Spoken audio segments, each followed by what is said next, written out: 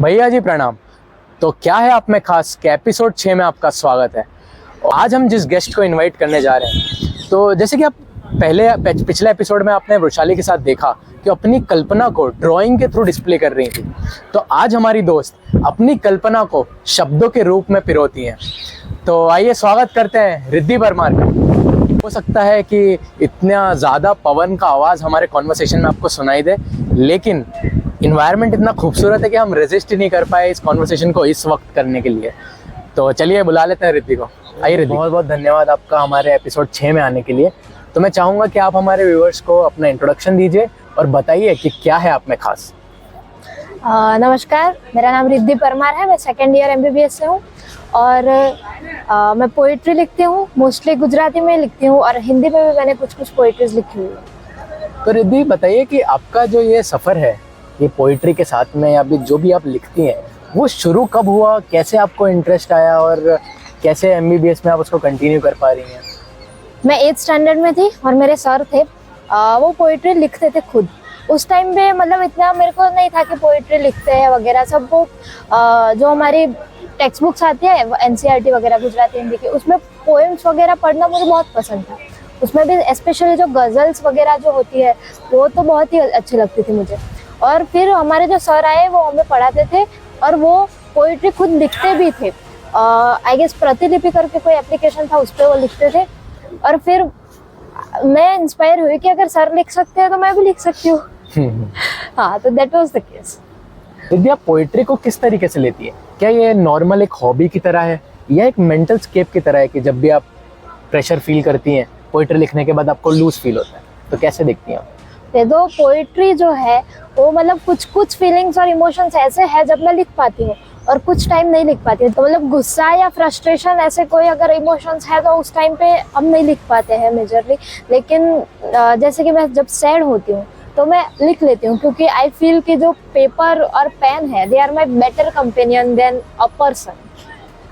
तो जितना कि मैं रिद्धि समझता हूँ, मतलब जितना मैंने देखा है कि अगर आपको पोइट्री लिखनी है या कोई भी ऐसी चीज़ है, तो मतलब ऑब्जर्वेशन स्किल्स, चीज़ों को देखने की, या जैसे लाइफ है या जैसे लोग हैं या कोई भी चीज़, उसको ऑब्जर्वेशन बहुत अच्छा चाहिए होता है। तो आप किस तरह इस टाइप की पोइट्री लिखती हैं और आप इस लाइफ को कैसे ऑब्जर्व करती हैं? ऑब्जर्वेशन स्किल्स तो सारे पोइट्स की मैंने देखी है अच्छी होती ही है। जैसे हमारे गुजराती में बहुत सारे पोइट हैं, वो मतलब उन्होंने बहुत सारी चीज़ों पर पोइट्री लिखी है और जिस पर हम लिखते हैं उसे हम संकेत कहते हैं गुजराती में। मतलब अगर आप ये जो पेड़ पौधे हैं, ये जो हवा चल रही है, इसके ऊपर लिखेंगे तो आप उस पर लिख रहे हैं तो वो संकेत हुए। तो वो संकेत को आप किस तरह से उठाते हो? मतलब हमारे गुजराती के पोइट्स में जलेबी फाफड़ा के ऊपर भी पोइट्री लिखी हुई है। मतलब जहाँ देखते हैं वहाँ हम पोइट्री लिख पाते हैं। मतलब गुजराती में एक हमारी एक बहुत ही अच्छी एक क्या बोलते हैं वो कहावत है कि जहाँ ना पहुंचे रवि ત્યાં पहुंचे कवि। बराबर। इसका मतलब होता है, रवि का मतलब है कि सूरज, जहाँ पे सूरज भी नहीं पहुंच पाता वहाँ पे कवि पहुंच जाता है। बहुत बढ़िया रिद्धि। तो मतलब इसी से अगर रिलेटेड मैं अगर आपसे पूछूं कि जैसे होता है ना कि एक मतलब अगर आप पेड़ पौधों पर लिख रही हैं तो उस जैसे नेचर के प्रति, वातावरण, पर्यावरण के प्रति वो प्रेम बढ़ने लगता है। हाँ। तो क्या ये सारे इमोशंस आपके अंदर, मतलब अगर कहीं भी कोई गलत नेगेटिव इमोशन के बारे में लिख रही है तो क्या वो आपके अंदर डोमिनेट करने लगता है? ऐसा होता है? जैसे अगर मैं एक पोइट्री लिख रही हूँ और वो एक पर्टिकुलर इमोशन के ऊपर है तो मैं उसमें टोटली सबमर्ज हो जाऊँ। मतलब जैसे अगर मैं वीर रस के ऊपर लिख रही हूँ तो फिर ये प्रेम रस है और करुण रस है, ये सब दिमाग में नहीं आएगा। फिर मतलब इधर तलवारें लिखी जाएंगी, फिर युद्ध होगा, ये सब ही होगा। तो आपका फेवरेट मैं कहूँ जॉनर क्या है आपका पोइट्री में? वीर रस डेफिनेटली। मेरी आज तक की जो सबसे बेस्ट पोइट्री जो मैंने, हमारा जो नीट का वैकेशन था ना 3 महीने का, उसमें लिखी थी, महाभारत के ऊपर लिखी थी। And that is my best poetry till now and my favourite. तो ये वीर रस के बारे में हल्का आप इंट्रोडक्शन दें मुझे और हमारे व्यूअर्स को। तो जो वीर रस है वो शौर्य, साहस, बलिदान, वीरता की कहानी होती है। जो हमारे जैसे देख लेते हैं हम, आज़ादी के जो फाइटर्स थे, हमारे हीरोज जो होते हैं, जो योद्धा थे, उन सब के लिए वीर रस लिखा जाता है। बहुत खूब। और इसी के साथ में रुकते हैं एक सेकंड।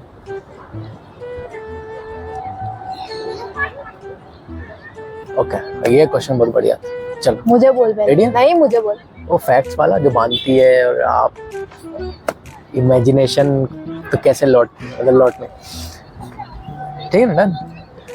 तो रिद्धि, जब MBBS की ये फैक्ट्स वाली दुनिया, या मतलब ऑब्वियसली सारी चीजें अल्टीमेटली फैक्ट्स ही हैं, आपको एक दिन एक टाइम के बाद रटनी है, तो वो फैक्ट्स वाली दुनिया आपको जब बांध के रखती है और उसके बाद में कविता के थ्रू इमेजिनेशन में लौटना, वो फीलिंग आपको कैसे लगती है? डेफिनेटली उसको आप एक एस्केप की तरह ले सकते हो, जो हमारी एक्टिंग रियलिटी है उससे। और मतलब पढ़ाई तो करनी है ऑब्वियसली, और हम सब करते ही है, लेकिन ये जो मैं पोइट्री लिखती हूँ तो इट डेफिनेटली फील्स लाइक कि या that is a better place for me in the world. मुझे बताइए कि जब MBBS के टफ हेक्टिक शेड्यूल में काफ़ी क्रिएटिव लोग छुप जाते हैं, तब आपके अंदर का ये जो टैलेंट है, आपके अंदर की इमेजिनेशन, ये किस तरीके से जिंदा रहती है, किस आवाज़ में जिंदा रहती है? तो हाँ, MBBS की पढ़ाई टफ है और वो हमारा सिग्निफिकेंट टाइम ले लेती है, लेकिन उसमें भी हम अपने पैशन को मेंटेन कर सकते हैं, क्योंकि जो चीज़ आपको मज़ा आता है उसको करने में, you have named it as your hobby, so आपको उसके लिए टाइम देना नहीं पड़ेगा, वो टाइम अपने आप ही निकल जाएगा। मतलब कॉलेज से आ रही हूँ या फिर मैं ऐसे ही बेड पर लेटी हुई हूँ, तो अगर कुछ आता है दिमाग में तो मैं उसको मोबाइल में टाइप कर लूँगी। मतलब इसी तरह से मेरे मोस्ट ऑफ पोइट्रीज लिखी हुई है। धन्यवाद इस एपिसोड में आने के लिए, काफ़ी बातें हमको आपसे सीखने को मिली। और आज अब तक के एपिसोड्स में हम कंसिस्टेंसी और उन सब चीज़ों पे बात कर रहे थे, और आज जिस चीज़ के बारे में हमको सीखने को मिला वो था इमेजिनेशन, और उस इमेजिनेशन को शब्दों में पिरोना। तो उम्मीद है आपको ये सफ़र पसंद आया होगा। जल्दी मिलेंगे, तब तक के लिए मां नर्मदा का आशीर्वाद हम सब पर बना रहे। और जाने से पहले मैं रिद्धि से आग्रह करता हूँ कि रिद्धि, जो आपने महाभारत पर कविता लिखी थी, उसकी कुछ पंक्तियाँ मुझे और हमारे व्यूवर्स को सुनाइए। तो महाभारत की आपने बात की, जो महाभारत वाली मेरी कविता है उसमें से कुछ पंक्तियां सुनाऊंगी। जब भगवान अपना दिव्य स्वरूप जो है वो अर्जुन के सामने रखते हैं। आंखों में अश्रु धारण कर अर्जुन जिद पर अड़ा रहा, विकराल रूप में आए गोविंद, अर्जुन खड़ा का खड़ा रहा। तीनों लोक के देवी देवता रौद्र रूप से कांपते थे, दिव्य रूप धारण कर अपना माधव पार्थ के सामने थे। देवी देवता नर नारी प्राणी सभी प्रभु में दिखते थे, हाथ जोड़े शीश झुकाए अर्जुन गदगद दिखते थे। नेत्रों के आगे सहस्त्र सूर्य की किरणें मंद हो जाती थी, उनकी आंखें इतनी तेजस्वी थी कि अगर सामने 1000 सूर्य भी हो तो वो भी कम तेजस्वी दिखेंगे। कि नेत्रों के आगे सहस्त्र सूर्य की किरणें बंद हो जाती थी, दिव्य तेज को देख पार्थ की आंखें बंद हो जाती थी।